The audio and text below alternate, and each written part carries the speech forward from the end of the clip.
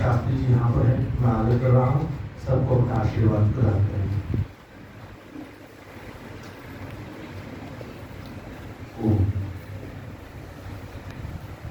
ओम विश्वानि देव सविता दुरितानि पराशुवत् यद्भद्रं तन्नयासुवत्।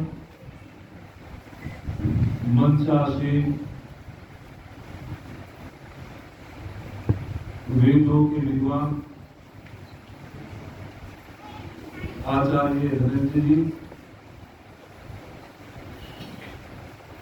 अनुज भ्राता डॉक्टर रविंद्र जी, अनुज भ्राता शिव कुमार जी और हमारे वरिष्ठ विद्वान आचार्य यज्ञवीर जी, आचार्य चंद्रभूषण जी, सभी आचार्यगण, समस्त ब्रह्मचारी,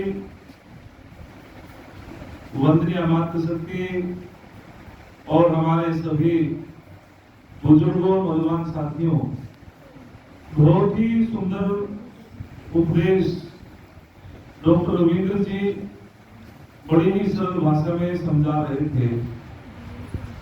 और उनसे पहले डॉक्टर धनंजय जी ने भी बहुत सरल तरीके से कई उदाहरण देकर के समझाया। जब गुरुकुलों का नाम आता है तो ये हम सब का सौभाग्य है, ब्रह्मचारियों का सौभाग्य है कि गुरुकुल पौधा शिक्षा के माध्यम से बहुत ही अच्छा गुरुकुल है, बहुत कुशल यहाँ अध्यापक है। मैं अधिक समय न लेते हुए थोड़ी सी बात कहकर के अपनी वाणी को विराम दूंगा। हमारे ऋषियों ने बहुत अच्छा चिंतन दिया है। ऋषि कहते हैं कि प्रथमे नार्जिता विद्या, द्वितीय नार्जितम धनम, तृतीय नार्जितम पुण्यम, चतुर्थे किम करिष्यति। बहुत सुंदर तरीके से समझाते हैं कि जो प्रथम आश्रम है वो ब्रह्मचर्य आश्रम है। और ब्रह्मचर्य आश्रम में क्या करना है कि विद्या की प्राप्ति करनी है। एक आचार्य ने पूछा किम पुण्यम, कि संसार के अंदर सबसे पुण्य कर्म क्या है। अबोध बालक ने कहा है कि आचार्य जी हम तो अबोध है, आप ही बताओ। तो जब आचार्य जी ने कहा कि जो ब्रह्मचर्य का पालन करता है, अर्थात ब्रह्मचर्य आश्रम में विद्या को प्राप्त करता है, उससे कोई पुण्य कर्म इस संसार के अंदर बोलो नहीं होता है। तो हमें यदि कोई पुण्य कर्म करना है तो ब्रह्मचर्य का पालन करना है। ब्रह्मचर्य, ब्रह्म के भी कई अर्थ निकलते हैं और चर्य के भी कई अर्थ निकलते हैं। ब्रह्म परमात्मा को भी कहा है, ब्रह्म जीवात्मा को भी कहा है, ब्रह्म जो है वेद को भी कहा है और ब्रह्म ओज को कहा है, शक्ति को।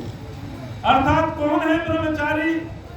जो ब्रह्म मुहूर्त में उठ करके ब्रह्म की उपासना करता हो, अर्थात अपने आचार्य के सानिध्य में बैठ करके वेद का अध्ययन करता हो। क्योंकि समस्त ज्ञानों में जो ज्ञान है सबसे बड़ा वो वेद ज्ञान है, इसलिए वेद को भी ब्रह्म कहा है। इस शरीर के अंदर जो सबसे बड़ी सत्ता है वो जीवात्मा है, आत्मा को भी ब्रह्म कहा है। तो कहा गया कि जो ब्रह्म मुहूर्त में उठ करके ब्रह्म की उपासना करता हो, वेद का अध्ययन करता हो, अपने आचार्य के सानिध्य में बैठ करके ज्ञान का उपार्जन करता हो और अपनी शक्ति का रक्षण करता हो, अर्थात जिस स्थान पर वेदों का अध्ययन होता हो, जिस स्थान में चरित्र का निर्माण होता हो, जिस स्थान में धर्म का उपदेश दिया जाता हो, जहाँ परमपिता परमात्मा की उपासना स्तुति होती हो, उस कुल का नाम गुरुकुल होता है, उस स्थान का नाम आचार्य कुल होता है। और ये निर्माण आचार्य कुल में होते हैं, ये निर्माण गुरुकुल में होते हैं। तो हम समस्त जो ब्रह्मचारी जिनका नया प्रवेश हुआ है उनको बहुत तप करना है, उनको बहुत साधना करनी है। अरे किसी ने बहुत सुंदर कहा, जो बच्चे यहाँ अपने आचार्यों की बात नहीं मानते और कहीं ना कहीं वे गलती कर लेते हैं, अनुशासनहीनता का परिचय देते हैं, तो बहुत सुंदर कहा किसी ने, अरे सदाचार है इंसान बना देता है। अरे सदाचार हैवान को इंसान बना देता है, खाली वीरान को गुलिस्तान बना देता है। हम तो आप बीती कहते हैं औरों की नहीं, त्याग और तप इंसान को भगवान बना देता है। त्याग और तप इंसान को भगवान बना देता है। यदि आप आगे बढ़ना चाहते हैं तो आपको त्याग करना पड़ेगा, आपको तपस्या करनी पड़ेगी। आचार्य चाणक्य ने बहुत सुंदर एक बात कही। आपने एक नाम सुना होगा, कामधेनु नाम की गाय।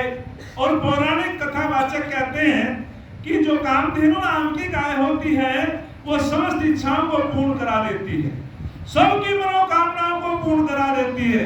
मैं पूछना चाहता हूं ब्रह्मचारियों से जो हमारे अभिभावक हैं, क्या ऐसी गाय आपने देखी है जो सबकी कामनाएं पूर्ण हो जाती हो? कामधेनु नाम की गाय सुनी हमने भी है, सुनी आपने भी है, लेकिन देखी ना हमने, ना देखी तुमने। तो फिर उसका उत्तर आचार्य चाणक्य देते हैं। और आचार्य चाणक्य कहते हैं कि ऐसी कोई गाय नहीं हो सकती जो समस्त इच्छाएं पूर्ण हो जाए, समस्त मनोकामनाओं को पूर्ण करा दे। लेकिन वो जो कामधेनु नाम की जो एक गाय है, कामधेनु नाम की कोई वस्तु है, तो आचार्य चाणक्य कहते हैं, इसको जरा ध्यान से सुनेंगे।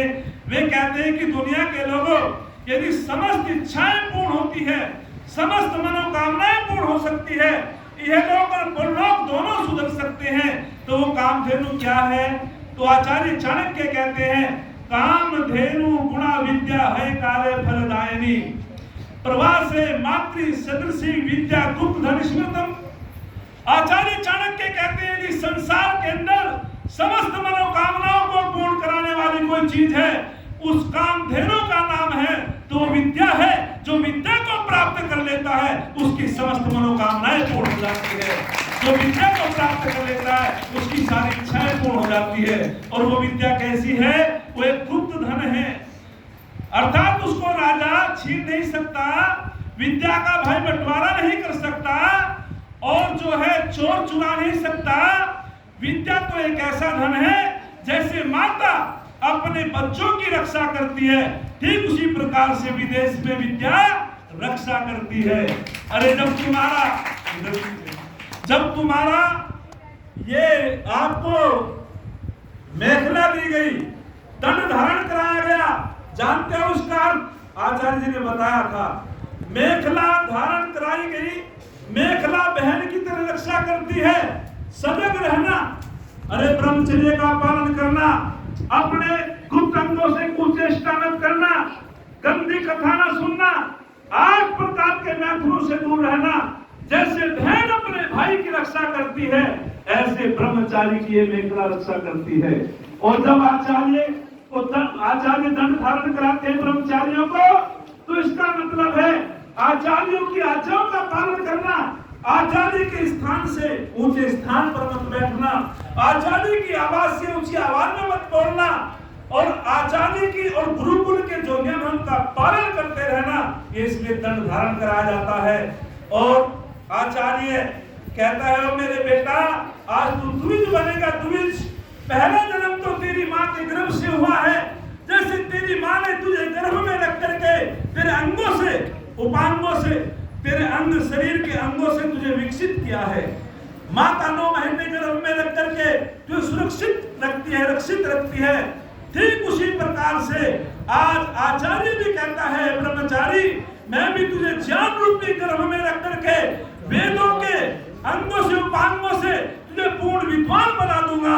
जिस प्रकार से माँ ने तुझे सुरक्षित रखा है, मैं भी ज्ञान रूपी गर्भ में रख करके ना तुझे मैं जाट बनाऊंगा, ना मैं तुझे गुजर बनाऊंगा, ना मैं तुझे त्यागी बनाऊंगा, मैं बनाऊंगा तो तुझको आर्य बना दूंगा और एक पूर्ण विद्वान बना दूंगा।